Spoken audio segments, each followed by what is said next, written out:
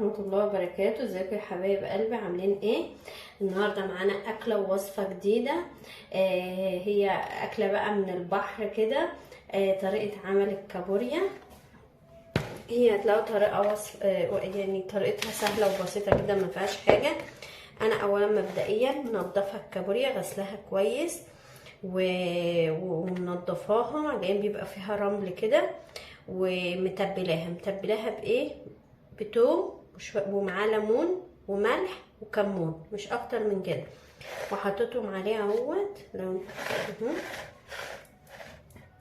متبلاها سبتها يعني تسيبها تلت ساعة نص ساعة في الحدود دي، هتكون معاكي جاهزة. هنبدأ بقى اهوت مع بعض، هنبدأ نشوف هنعملها ازاي.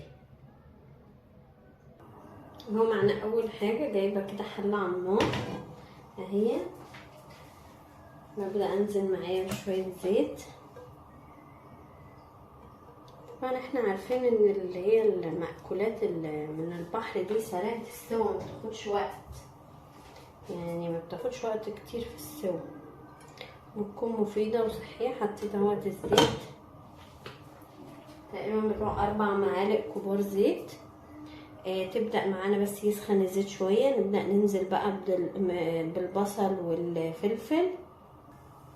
اهو الزيت سخن معايا، هبدأ بقى انزل معايا بشوية بصل وفلفل كده.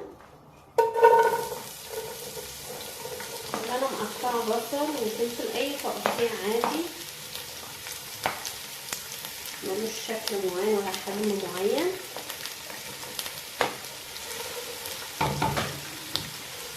وافضل اقلب فيه لحد ما البصل يعني يبقى شفاف، يبقى يوصل معايا للون الشفاف كده شويه، وبعده ببدأ انزل عليه الطماطم، بقلب فيه لحد ما يوصل معايا للون الشفاف اللي انا عايزاه. اهو بعد ما وصل معايا للون دوت كده البصل والفلفل، اهو ببدأ انزل بحتة ثوم صغيرة جدا اهي، حتة صغيرة قوي. ليه بقى بنزل بحتة صغيرة؟ لان انا اصلا كده متبله الكابوريا، ففيها برضه ثوم، فانا كنت بس حته صغيره كده تطعم لي الخضار اللي انا هحطه معاها ده اهي.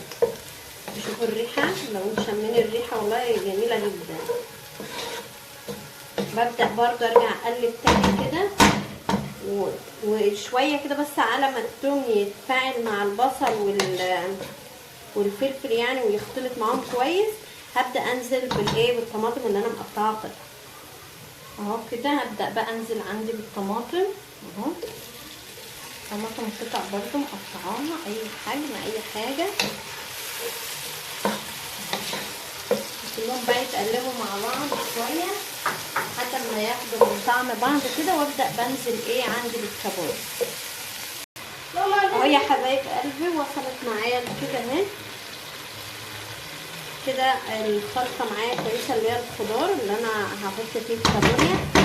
هبدا بقى انزل معايا اهو، نبدا ننزل بالكابوريا بقى بتاعتنا على الخلطه الحلوه دي اهي. طبعا احنا عارفين ان هو ما بتاخدش وقت طويل، اللي هي المأكولات البحريه زي ما قلت لكم في اول الفيديو.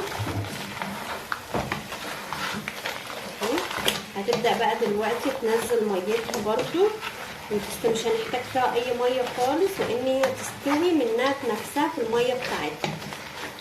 بتنزل ميه كتير بتسويها وبتخللها ليها طعم، فما بنحتاجش اي ميه خارجيه خالص.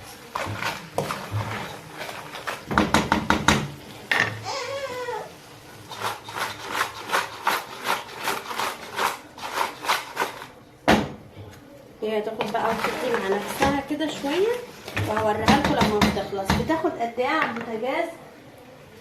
تاخدش يعني نص ساعه، لما تحبي تسيبيها كتير تبقى ساعه الا ربع، يعني تاخدش وقت خالص. هوريها لكم لما اخلص. اهو كده بقى جاهز معايا خلاص، الكابوريا جاهزت معايا اهي، ما خدتش حاجه على النار زي ما قلت لكم، نص ساعه مش اكتر.